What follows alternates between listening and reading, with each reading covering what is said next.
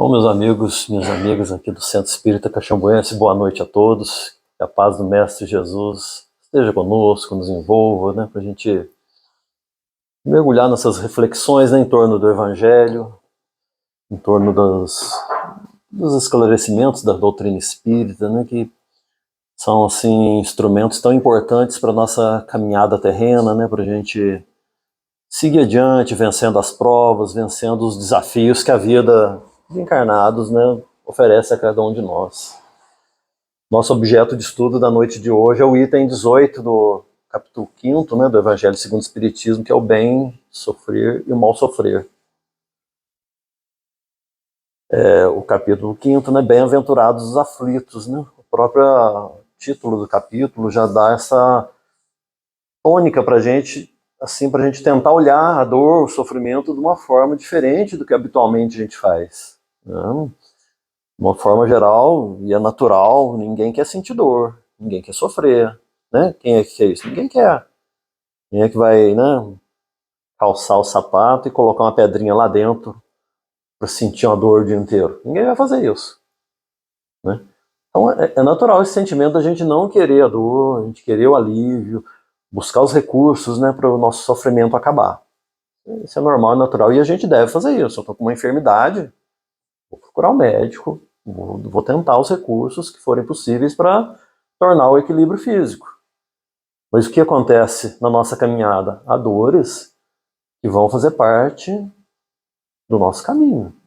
Elas virão ao nosso encontro, vão bater na porta da nossa casa, aliás, não vão nem bater, vão entrando assim sem pedir licença, e às vezes se instalam por períodos menos ou mais longos, e a gente vai ter que conviver com essa dor, com esse sofrimento. Né? Esse sofrimento se instalou, se aproximou, e aí, como eu reajo a ele? O item 18 é uma mensagem ao Espírito Lacordaire. Ele trata disso, que é o bem sofrer e o mal sofrer. Porque sofrer, a gente vai sofrer. Né? Há injunções que por mais esforço que a gente faça, aquilo ali vai permanecer o tempo que for necessário no nosso caminho. Mas cabe a nós a forma, né, que a gente vai enfrentar isso emocionalmente, espiritualmente, né, como isso vai nos atingir na nossa vida, trazendo um progresso, porque a dor vem para progresso. Esse é o objetivo da dor, a nos impulsionar para frente, espiritualmente, às vezes intelectualmente, às vezes nos tirar da posição assim da acomodação. Né? O que eu vou fazer com essa dor? Ela vai me impulsionar? Ou eu vou me compor, eu vou me complicar mais ainda no caminho, né? Deixando instalar a revolta, né? A queixa, a inconformação, o desânimo. A gente vai ler aqui só, a mensagem é assim, de um tamanho mais ou menos grande, a gente vai ler só o primeiro pedacinho para a gente iniciar aqui as nossas reflexões na noite de hoje, né? Reflexões, né? A gente chama de reflexões por quê? Estão aqui os elementos da doutrina espírita, do Evangelho, e a gente pensa, a gente reflete sobre isso, e a gente está refletindo juntos aqui. Então a gente traz aqui ideias, pensamentos, conceitos que estão na doutrina espírita, para a gente poder, por nós mesmos, né, juntar aqui, né, eu reflito tudo aqui, vocês daí, e juntos a gente, sabe, formar essa base dentro da gente, do ensinamento em si, sedimentar isso dentro da gente, para depois refletir lá no nosso dia a dia, né? A gente lê um livro, a gente lê uma mensagem, a gente assiste uma palestra para quê? Para aquilo realmente começar a incorporar lá dentro da gente e fazer diferença no nosso dia a dia. Então, todos nós recebemos nessas luzes, né? Seja do Evangelho, da doutrina espírita, dos espíritos superiores, mas cabe a nós fazer essas sementes frutificarem. Né? Não tem a parábola do semeador? Jesus contou? Jesus é o semeador, ele sai semeando.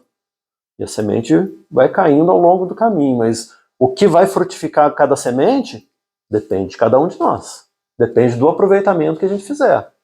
Como Jesus explica lá na parábola, né, para uns vai render 100 cada semente, para outros 60, para outros 30. O importante é que a gente receba essa semente de luz que está no Evangelho, que está na doutrina, e a gente se esforce por ela, né, germinar, crescer, né, frutificar, render frutos na nossa caminhada. Aí lá no capítulo 18, só o primeiro pedacinho lá, que é o bem e o mal sofrer, né? Lacordaire começa assim: quando Cristo disse, bem-aventurados os aflitos, e o reino dos céus os pertence, não referia em geral aos que sofrem, visto que sofrem todos que estão na terra.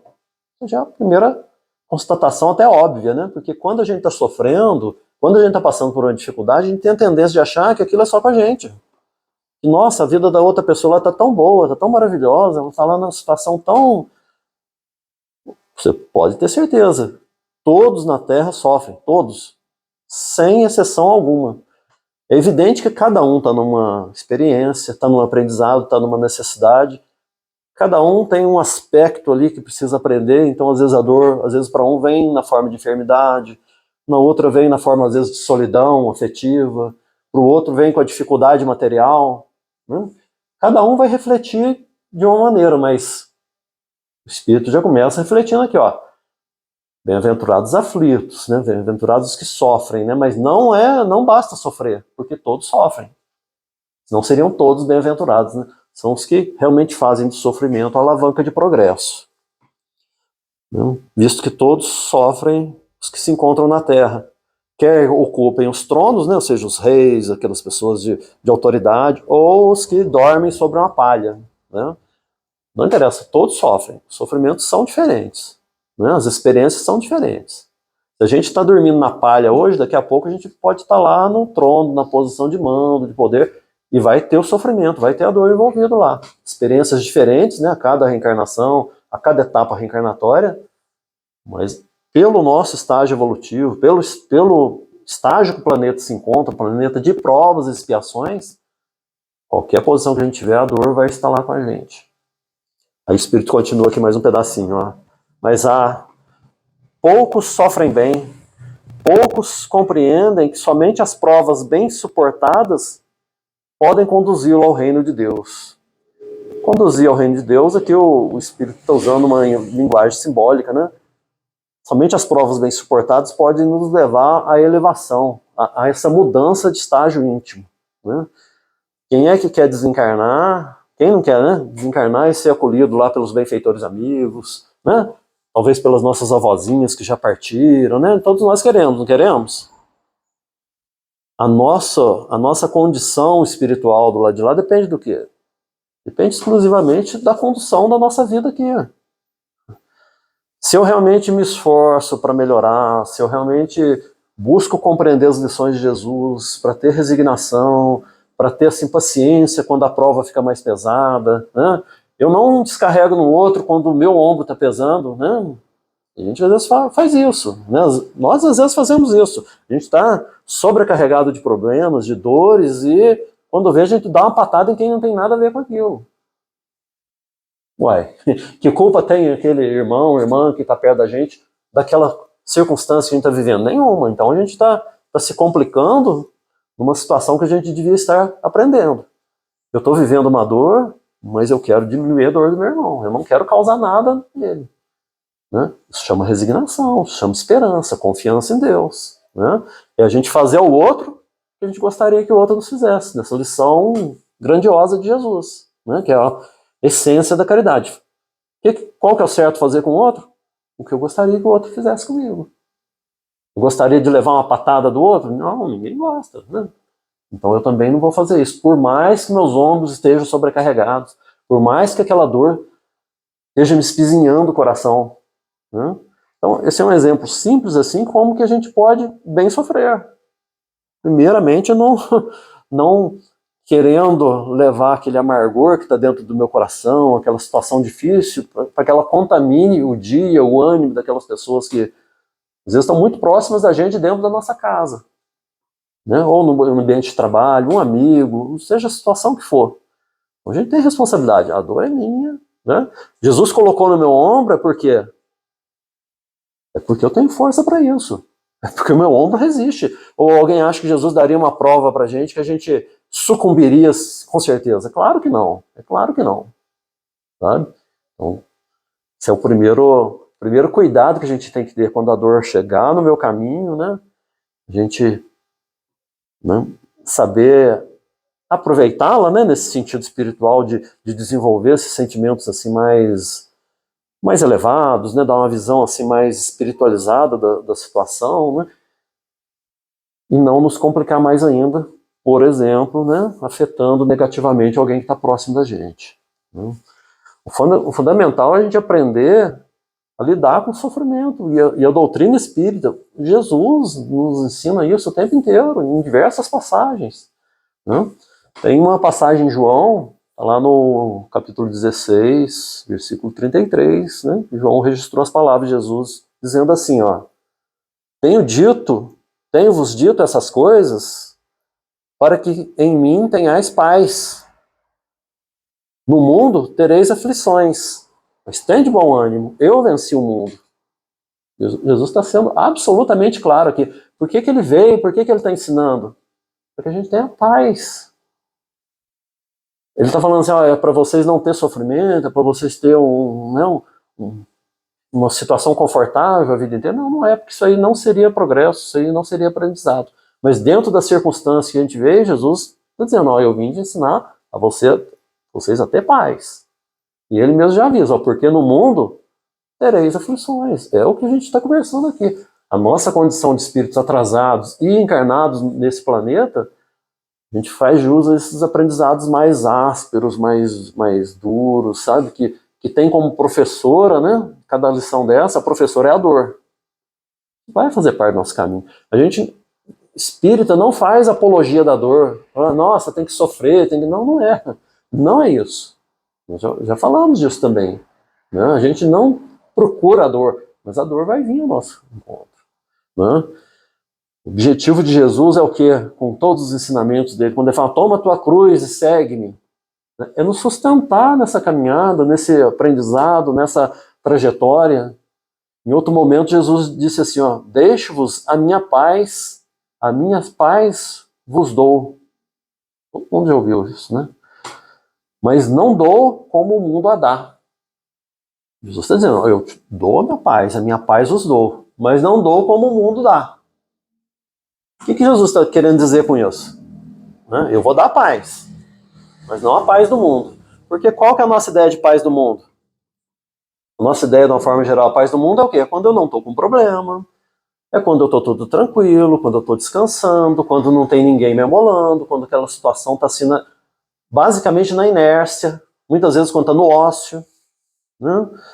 Sabe, sem fazer nada, está desocupado, a gente acha, opa, estou em paz. Essa é a paz do mundo, essa é a ideia de paz do mundo. Não estou doente, não tem nenhum parente meu doente, né? Tá tudo tranquilo. Essa é a paz do mundo. E é uma paz que é assentada assim em ilusão. Pode imaginar a situação que for, que está me trazendo essa paz do mundo. Né? Fala, eu estou com saúde, então está tudo bem. Tá tudo bem. Mas até quando você vai ter saúde? Porque a gente está utilizando um corpo físico aqui como instrumento, né, para a encarnação, ele tem um prazo de validade. Ele está sujeito a desequilíbrios, né? Seja pelo desgaste natural do passar dos anos, ou por questões kármicas que podem eclodir situações que no instante vai embora essa saúde. Então cadê a paz que eu tinha? Foi embora também, é como aquele castelo que a gente construiu sobre a areia. Vai ficar de pé? Não vai. Não vai. Né? Então não é essa paz que Jesus está prometendo. Né? Ele fala, eu vos dou a paz, mas não a paz do mundo. Né? Como que seria a paz de Jesus? Porque a paz de Jesus é o contrário dessa outra que qualquer instante rui, que qualquer, né, que se desfaz, assim, é o primeiro toque da desilusão, que é quando eu estou baseando a minha paz em questões de saúde, de harmonia familiar, né, de tranquilidade nas relações, ou materialmente tranquilo, né? Isso aí, no jogo da vida, essas situações vão mudar, são transitórias e vão mudar. É uma certeza que a gente pode ter. É uma certeza que é importante a gente ter para a gente não ficar alimentando ilusões que a gente vai conseguir ter um controle absoluto com situações que são absolutamente transitórias. São transitórias. Como o corpo físico é transitório. Nós, a nossa essência, o que nós somos espíritos imortais, eternos, criados por Deus, estamos numa trajetória longuíssima. Mas essa etapa aqui, encarnados, ela tem começo, ela tem fim. E a gente se esquece disso, criando assim um roteiro assim para a gente não ser perturbado nessa paz do mundo. Inevitavelmente vai ser perturbado assim. Por isso a necessidade da gente buscar essa paz do Cristo, porque essa sobrevive a qualquer abalo. Ela sobrevive a qualquer prova. Quando a gente consegue amealhar dentro da gente essa paz do Cristo, essa paz que Ele promete aqui nos entregar, é um momento de dor, de prova, eu perco o corpo físico, eu desencarno. E essa paz permanece comigo. É essa paz que Jesus está prometendo, né? É a paz do Cristo, a gente se harmonizar com as leis divinas. Se eu tenho harmonia com as leis divinas, o que está acontecendo comigo? Eu estou fazendo o meu melhor agora. Tudo bem, somos atrasados, imperfeitos, a gente erra muito, mas não importa, eu estou fazendo o meu melhor agora. Eu não estou criando situações que vão gerar desequilíbrio na minha consciência, que lá na frente a minha consciência vai me cobrar, né? Eu estou fazendo ao meu irmão, como falei agora há pouco, aquilo que eu gostaria que me fizessem. Isso é se harmonizar com as leis divinas. E essa harmonia, né, ela vai gerar essa paz. Mas é uma paz que decorre de esforço. Às vezes de sacrifício, às vezes de renúncia, sabe? Porque a nossa caminhada terrena para um aproveitamento espiritual realmente de ordem superior, elevada, ela envolve isso. É o que Jesus falou na porta estreita, né? Caminho da salvação, né, na expressão que ele usa lá, é o caminho estreito, a porta estreita. O caminho do mundo, o caminho da perdição é a porta larga, o caminho largo. Né? O que Jesus está dizendo? Para a gente melhorar, para a gente conquistar essa paz, para a gente realmente fazer o que é certo, aquilo que a nossa consciência aponta como certo, precisa esforço. A gente precisa se esforçar. Se eu quero o caminho do menor esforço, se eu quero o caminho da tranquilidade, o que eu estou procurando? Eu estou procurando a paz do mundo. Assim, tem algum problema? Por exemplo, eu trabalho, eu tiro férias, eu quero descansar. Tem algum problema? Não, não é isso. O problema é a gente querer fazer da nossa vida um descanso. Sempre descanso. Eu não quero amolação, eu não quero contato com os outros. Né? Assim, no trabalho espírita, né, já tem alguns anos assim que a gente está ligado assim ao movimento espírita em São Lourenço, e às vezes faz lá determinados eventos, né? Reunir cestas básicas, levar em determinados lugares assim da comunidade, aquelas mais carentes. Aí você pede ajuda da pessoa, assim, fala, você não quer ajudar? Não quer coisa? A pessoa, não, ajudo, não, mando lá uma cesta. Fala, mas você não quer ir lá levar a cesta? Junto com a gente? Que é a parte mais importante. Dar ali materialmente é importante, tem a sua importância, mas o mais importante é ir lá, levar a presença, a companhia, levar o afeto, o sorriso, o abraço, né? Realmente fazer aquelas pessoas sentirem, ó, vocês não estão esquecidos, vocês não estão abandonados, estamos aqui, somos todos filhos de Deus, estamos todos juntos. Essa é a parte mais importante. Mas aí a pessoa, eu ouvi isso, mas muitas vezes de muitas pessoas. A pessoa fala assim, não, eu fico deprimido quando eu vou lá, eu vejo aquela situação triste, aquilo me abala. Poxa, a pessoa não quer nem se aproximar para não imaginar que existe pobreza, miséria, existem situações dolorosas, né? Extremamente dolorosas, né? Provas assim que a gente sucumbiria se estivesse na prova daquela pessoa, a pessoa não quer nem ver isso. Por quê? Para não perturbar essa paz do mundo que ela está, né, na redoma dela, assim. Não é uma crítica à pessoa, mas é uma forma da gente despertar o raciocínio. Ó, por que eu não gosto de ir lá ver né, visitar um enfermo, que às vezes, né, a gente sabe que o enfermo vai desencarnar, tem situações a gente sabe, ele vai desencarnar brevemente. Aí a pessoa, não, mas vê aquele sofrimento. É um momento de despedida, de você deixar ali né, não falamos do semeador, Jesus como semeador? Nós também temos o dever de ir lá e semear um bom ânimo na pessoa, sabe? Um gesto de confiança, sabe? Às vezes a pessoa está ali, né, no caso desse enfermo, próximo da desencarnação, como que está o mundo íntimo dele? Está turbulento, ele está revendo a vida dele ali, ele está pesando erros e acertos, então o que ele mais precisa é realmente uma palavra assim de espiritualizada, mas não é que assim de doutrinar a pessoa, mas assim de realmente passar com simplicidade bom ânimo, esperança, certeza que, olha, mesmo se desencarnar, daqui a pouco nós estamos todo mundo junto de novo do lado de lá, sabe? Isso tem um valor imensurável na nossa caminhada. Aí se a gente se furta a isso, a gente está com um problema sério de querer manter essa paz do mundo que não vai ser mantida. Nessa questão do bem sofrer, do mal sofrer, A primeira coisa assim, que a gente tem que prestar atenção também é para a gente, né, o sofrimento vem no nosso caminho, nós falamos, né? Mas tem sofrimentos que a gente poderia evitar. São sofrimentos que são vazios, são sofrimentos que a gente causa a nós agora. Então, tem o bem sofrer, mal sofrer. Mas, primeiramente, vamos evitar os sofrimentos que a gente pode evitar.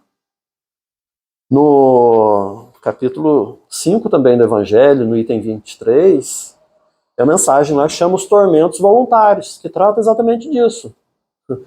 Tem muitos tormentos ou sofrimentos que eu mesmo causo na minha caminhada. Vamos imaginar uma pessoa muito invejosa, muito invejosa, vamos imaginar assim, essa pessoa. Aí lá perto da casa dele, né, um vizinho dele está lá prosperando materialmente, compra um carro bom assim, e a pessoa fica para morrer com aquilo, a pessoa se queima, a pessoa fica roendo intimamente assim. É, não é necessariamente que a pessoa é má, não é isso. Às vezes a pessoa vicia assim nesse sentimento assim de ficar comparando, de ficar medindo situações, e aquilo gera um desgaste gigantesco nela. Ela começa a falar, nossa, mas intimamente ela fala, a pessoa não merece, a pessoa não faz isso. Eu que trabalho tanto, não tenho, e ele tem. Aquilo gera um sofrimento para ela. Gera um sofrimento tremendo. Por quê? Por causa desse egoísmo. Por causa dessa vaidade, dessa inveja. Esse sofrimento tinha que estar no caminho dele? Dessa pessoa? Não tinha. A pessoa está colocando ali. Muitas vezes é a vaidade que nos causa isso, né? A gente tem que, né, até no carro a gente vinha conversando, a gente tem que cuidar do corpo físico, a gente tem que cuidar da alma, a gente tem que cuidar do corpo físico também, sabe? O Francisco de Assis, o Chico Xavier também chamava o corpo físico do burrinho. A gente precisa desse burrinho, né? A gente está montado nesse burrinho na nossa trajetória terrena aqui, a gente precisa cuidar bem desse burrinho. Claro, sem os excessos da vaidade, né? Sem deixar se sucumbir por isso. Porque você vê pessoas assim, né? As tecnologias, os meios de comunicação, tudo isso avança tecnologicamente, é natural que o mundo vá mudando. Mas as redes sociais, na atualidade, ficam exigindo um padrão da pessoa. Fica exigindo um padrão. Não é uma regra explícita, mas todo mundo lá quer. Alguém posta foto ruim? Não. A pessoa pega aquela melhor foto, tirou 50 fotos. Aí escolhe uma melhor, aí coloca um monte de filtro ali. Para tirar ruga, para não sei o quê. Se você olhar no fundo dessa questão, o que tem? Tem um problema de vaidade. A pessoa quer se destacar no meio ali da multidão, e olha que a multidão digital é de milhões e milhões e milhões de pessoas. A pessoa quer se destacar ali para ser reconhecida de alguma maneira. Aí o que acontece? Às vezes não tem o tanto de curtidas que ela queria. E a pessoa sofre imensamente com isso. A pessoa às vezes entra em processos depressivos por conta disso. Por que ela entrou nessa tristeza, nessa depressão, por conta daquele evento na rede social? Ligado à vaidade. Ligado a essa baixa autoestima, né? E decorrente da vaidade que ela queria ser reconhecida, ela queria, né? Aí olha lá no perfil do outro, tem não sei quantas curtidas, tem não sei quantos seguidores, sabe? São sofrimentos que a gente traz para o nosso caminho, né? O tempo, ele vai passar. O tempo vai passar. Eu olho uma foto lá do Luciano de 25 anos atrás, tinha cabelo, né? O cabelo era preto. Eu olho no espelho assim, eu vejo outra pessoa. Qual que é o problema disso? A gente tem que estar em paz com a passagem do tempo. A gente precisa estar em paz com a passagem do tempo, fazendo o nosso melhor a cada momento. A gente precisa se aceitar como a gente é, precisa aceitar o trabalho do tempo, precisa compreender que a vida realmente é isso, é uma sucessão de ciclos. Um ciclo inicia, ele tem o apogeu e tem o declínio. Emmanuel que fala isso. Tudo tem início, o apogeu que é lá em cima e o declínio. Se a gente não tiver assim consciência desse declínio, a gente vai sofrer. A gente vai sofrer muito. Esse é o tipo de sofrimento assim que dá para a gente evitar. Em diversas outras áreas assim tem sofrimento que a gente poderia evitar. Então, antes de bem sofrer ou mal sofrer, vamos evitar o sofrimento que decorre da nossa conduta, do modo que a gente está olhando o mundo agora. Agora, tirando esses sofrimentos, há outros, eu já falamos, que vão inevitavelmente chegar no nosso caminho, porque decorrem já de ações passadas, decorrem da nossa caminhada, das nossas necessidades evolutivas, nossas necessidades de progresso. Então, tem sofrimentos que vão chegar e vão se instalar no nosso caminho, né? Aí, para a gente dar uma olhada assim nesses sofrimentos, assim, eu vou contar uma história assim, né? História singela, simplesinha, mas para a gente pensar, para a gente refletir. Ela está no livro Para que a Vida se Transforme, volume 1. E lá conta a história assim, de que um fazendeiro, um pequeno fazendeiro, numa cidadezinha, em algum lugar aí, mas era assim, bem humilde, bem simples, ele tinha lá a família dele, era um sitiante, né? Aí ele tinha um boizinho lá, e o boi era o que puxava o arado, era o que carregava os balaios lá com o mantimento, ele dependia daquilo que ele plantava para cuidar da família dele, para manter ali a subsistência dele, né? Então a economia familiar girava em torno daquele boizinho, o único boi que ele tinha lá, né? Aí o que acontece um dia? O boi morre. Do nada, esse boi morreu. Aí ele ficou desesperado. Ele falou, nossa, mas olha só, não, como é que eu vou fazer agora? Que tragédia, né? Morreu aqui o nosso instrumento de trabalho, né? Aí na cidade, lá na vila próxima, tinha um sábio que sempre aconselhava as pessoas, dava assim boas palavras para cada um. Falava, vou lá falar com o sábio. Aí foi lá, né? Se abriu com o sábio e falou assim, olha que tragédia, né? Olá, o boi é o que puxa o arado, é o que leva o esterco, é o que faz isso, é o centro de tudo. E ele morreu, sábio. Isso não é a pior coisa que podia ter me acontecido? Perguntou pro sábio. Aí o sábio, de uma forma assim muito enigmática, fala para ele assim: talvez sim, talvez não. Só falou isso para ele ficou indignado. Ele achou ruim com o sábio lá, saiu falando pro pessoal: ah, não, esse sábio ele tá ficando maluco. Vê bem falar uma coisa dessa. Morreu lá o instrumento de trabalho, nós vamos passar fome agora. Ele disse que. Falei que era a pior coisa, ele disse que talvez sim, talvez não. O que é isso? Ele não tá vendo a situação? Aí passou 2 dias, ele lá no sítio dele, o que acontece? Tá lá no meio do mato, lá apareceu um cavalo lá, selvagem ou perdido de algum lugar, não tinha dono o cavalo, né? Não tinha dono. Aí ele foi lá, pegou o cavalo dócil, né? Olhou, realmente não tinha marca, não pertencia a ninguém, né? Aquelas marcas que fazem ferro, né? De propriedade, né? Aí ele pegou e falou, quem sabe não dá para usar esse cavalo no arado, né? Aí pegou e botou o cavalinho no arado, e o que aconteceu? Era muito melhor que o boi.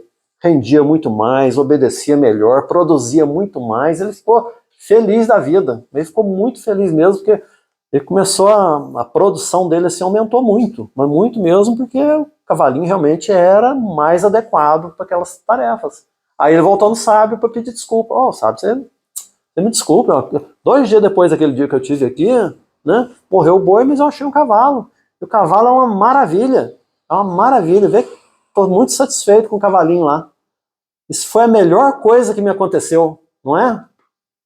Aí o sábio de novo. Talvez sim, talvez não. Aí ele ficou, mas de novo isso? Você sabe agora, só sabe falar isso? Aí foi embora. Aí passado algumas semanas, né? Ele retorna no sábio. Sábio, você não sabe o que aconteceu. Meu filho estava andando no cavalo, aquele cavalo, ele achou, caiu, quebrou a perna. E meu filho que me ajudava lá em tudo, que organizava as coisas, agora está lá com a perna quebrada. Olha que tragédia, olha que coisa. Olha que coisa horrível que me aconteceu. Não é a pior coisa que podia acontecer, meu filho quebrar a perna? O sábio de novo. Talvez sim, talvez não. Ele de novo ficou injuriado com aquilo, né? Falando, poxa, meu filho com a perna quebrada, ele não sabe se é uma coisa ruim? Ele não sabe? Ele fica nesse talvez sim, talvez não, e foi embora. Passou mais algum tempo, naquele país, naquela região, eclodiu uma guerra.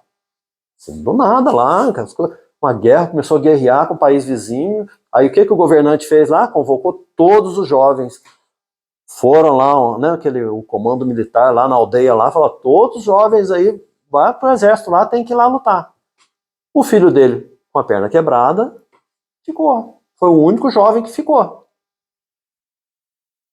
Aí o fazendeiro compreendeu e não precisou voltar no sábio. Ele falou, de fato, o que eu penso ser ruim acaba sendo muito bom para mim, né? Como foi o que salvou o filho dele da guerra. O fazendeiro começou a compreender, não é a questão do porquê da dor, é o pra quê da dor. Por que que essa dor está me visitando? Essa é a reflexão que a gente tem que fazer e a gente tira dessa história, né? Não é ficar no questionamento, por quê, por quê? É falar, o que que essa dor está querendo me ensinar? O que que essa situação que se repete está aqui pedindo, exigindo de mim? A gente sabe já que basicamente é confiança em Deus, resignação, sabe? Ter fortaleza de ânimo, buscar os recursos espirituais que forem necessários para enfrentar a situação, mas às vezes tem pontos específicos que aquela dor está pedindo da gente. Às vezes a gente desenvolver mais a nossa paciência, às vezes a nossa tolerância a alguma situação que está próximo da gente. Então a gente tem que olhar para a dor, né? Compreender o aspecto espiritual elevado, ainda que eu não compreenda o porquê dela, mas eu sei o para quê. É para um crescimento. É para algo positivo, que eu não sei ainda, mas vai se esclarecer no tempo, no espaço, né, no futuro, desde que eu siga aquele caminho do bem sofrer, né? Desde que aquele sofrimento não se transforme para mim, né, em motivo de revolta, em motivo de tristeza, né, em motivo de inconformação, de descrença, né, quanto a Deus, quanto à bondade divina. No livro Vinha de Luz, item 80, tem uma mensagem de Emmanuel que é muito pertinente aqui ao nosso estudo. O nome da mensagem é assim, como sofres? É uma pergunta. Como sofres? E ele comenta uma passagem, né, que está lá no Evangelho de Pedro, né, que diz assim, esse é o próprio Pedro falando, né, numa das cartas dele, não é Jesus, né? Pedro falando assim, mas se você padece como cristão, se padece, né, sofre como cristão, não se envergonhe, antes glorifique a Deus. Não basta sofrer, né? Pedro aqui está falando de sofrer como cristão. Ou seja, o que é esse cristão? Está falando de rótulo religioso? Não, não é isso. Está falando daquele que escuta, né, ouviu, escutou, assimilou o ensinamento de Jesus. Esse é o cristão, independente da religião, né? O que sofre com o Cristo, ele não tem do que se envergonhar, ele tem que antes bem dizer a dor. É meio estranho isso de bem dizer a dor, é porque a gente ainda não tem a compreensão exata do resultado positivo da dor. É como o fazendeiro lá, quando perde o boi, né? Quando o filho quebra a perna, ele não compreende como que aquilo é um movimento positivo para a vida dele. Na nossa vida é assim também, a gente não tem essa perspectiva futura, essa visão futura assim, mas podem ter certeza. Se Deus permite, é porque alguém acha que Deus vai permitir alguma coisa na nossa vida que seja simplesmente negativa, ruim, que não acrescente nada? Alguém acha isso? Se alguém acha isso, precisa rever os conceitos de fé, porque se Deus permite, é porque dali vai vir uma coisa boa, inevitavelmente. Mas é inevitavelmente, porque se assim não fosse, Deus não permitiria. Estamos falando de Deus, Pai, Criador, o infinito em bondade, em justiça e misericórdia. Ele ia permitir uma dor só pela dor? Uma dor assim por acaso? Uma dor injusta? Uma dor que não tivesse finalidade? De forma nenhuma. De forma nenhuma. Vamos ver o que Emmanuel...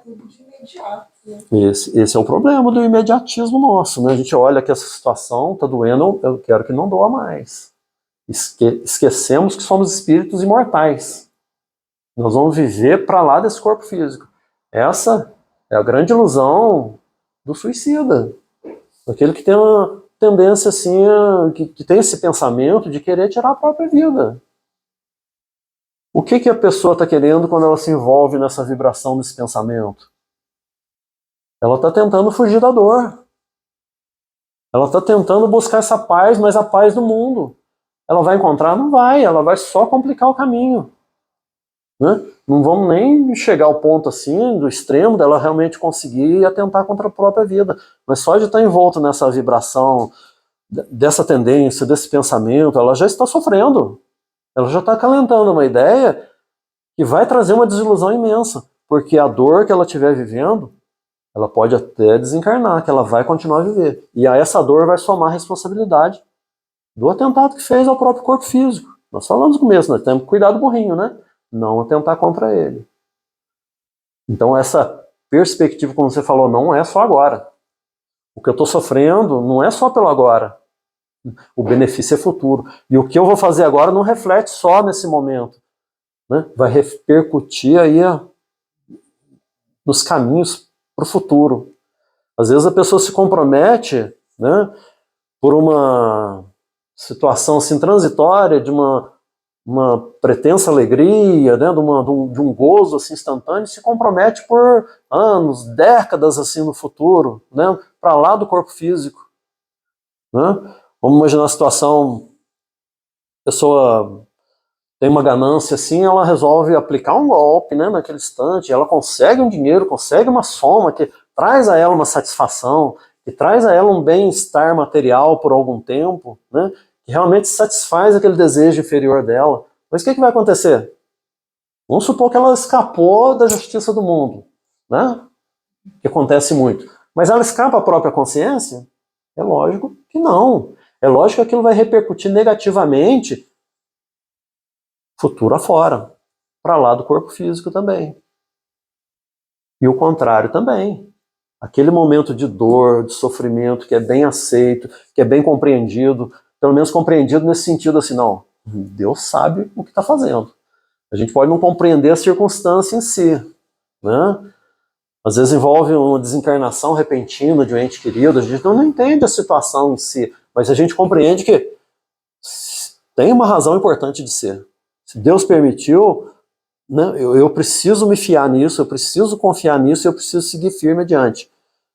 Né? Eu não vou deixar que essa dor se transforme naquela dor selvagem que paralisa, que me enraiza assim, num ponto assim, que eu não consigo produzir mais nada e eu começo até a afetar negativamente as pessoas à minha volta. Né? Não, aquela dor eu vou lidar com essa dor, eu vou trabalhar essa dor, eu vou devolver ao meu próximo o alívio que eu puder. E quando a pessoa mergulha nesse mecanismo assim, sabe o que acontece? Eu tenho a minha dor, eu estou vivendo aquilo, mas eu começo a olhar a dor do próximo, eu começo a me preocupar, não é imediatamente, eu continuo doendo dentro de mim. A dor continua comigo, mas pouco a pouco isso vai diminuindo, isso pouco a pouco vai acalmando, porque eu vou vendo, outras pessoas sofrem também, sabe? A gente faz preces às vezes, ah, Jesus, me dá uma luz, me dá um amparo, me dá força, me dá compreensão. E às vezes a gente quer que se materialize um espírito aqui para dar as respostas assim, e não é dessa maneira. Né? A gente vai ouvir a resposta das preces nossas lá dentro do nosso coração. Então, a gente faz a prece, a gente pede com fé, com fervor, a gente pede, tem que pedir, mas faz silêncio também para escutar lá dentro do coração, porque essa resposta vai vir em forma de calma, de alguma serenidade, de um equilíbrio, de uma resignação assim, que você não sabe de onde vem, assim, é a resposta às suas preces. Então a gente tem que ouvir lá dentro da gente as respostas às preces, e não do lado de fora. Né? Às vezes a pessoa quer que mexa um galinho da planta como se fosse uma resposta divina. A gente tem essa coisa de querer materializar essas respostas. Vamos escutar lá dentro essa resposta, que vai ser um alívio para a nossa dor, vai ser um instrumento assim, vai ser esse apoio, esse amparo para a gente, né, superar essa etapa mais difícil. Né?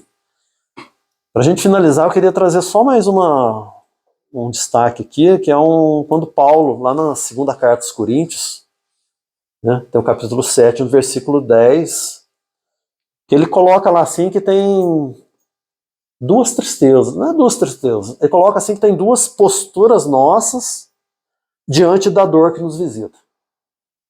Ele fala assim, olha, que a tristeza, segundo Deus, opera o arrependimento para a salvação. A tristeza, segundo Deus. Vamos falar dessa aqui primeiro, aqui rapidamente. Opera o arrependimento para a salvação. Vamos pensar um pouquinho, né?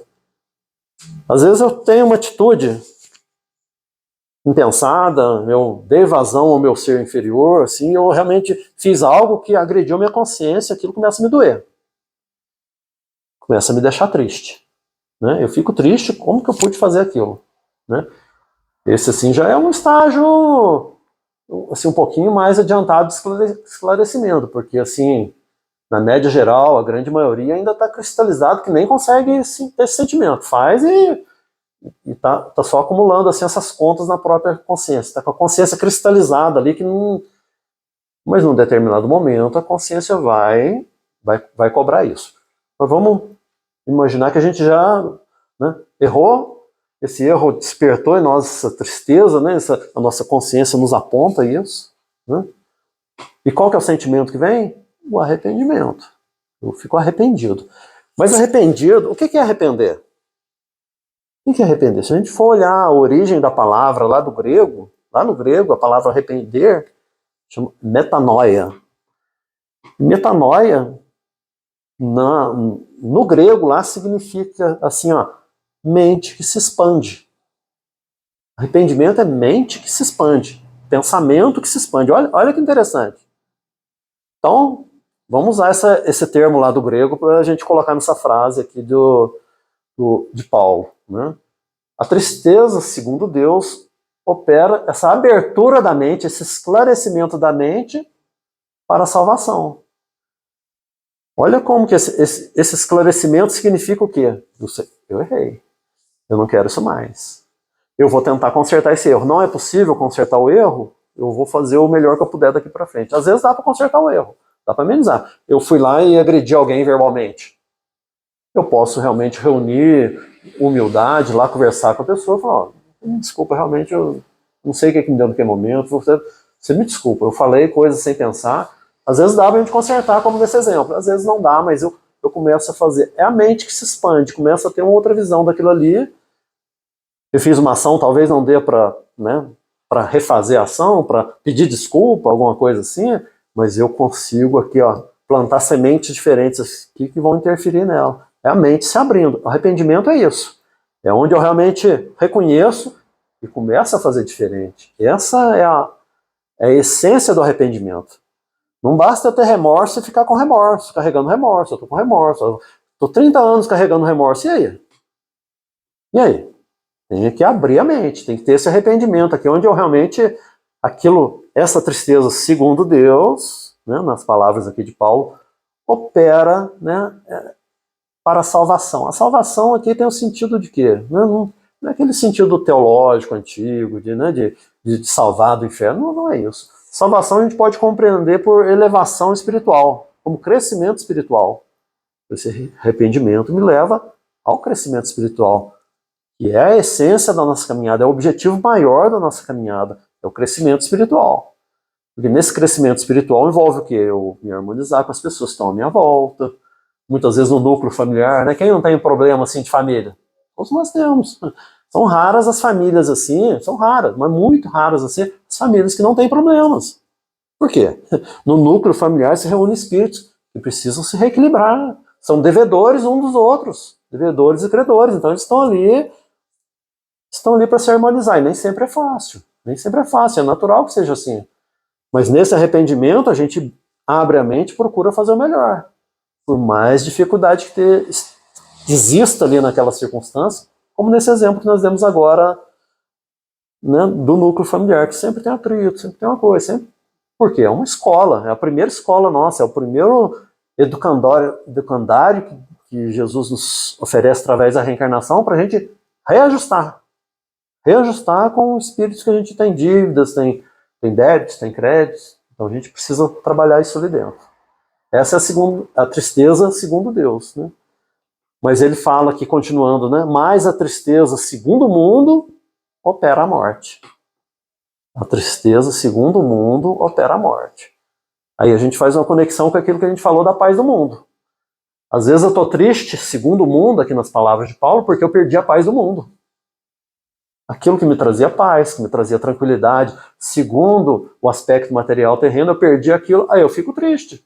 Aí eu estou triste, olha, mas eu não tenho mais saúde, aí eu não tenho mais a posição, o emprego, aquele emprego que eu gostava, que era bom, eu perdi, às vezes acontece nos movimentos da vida.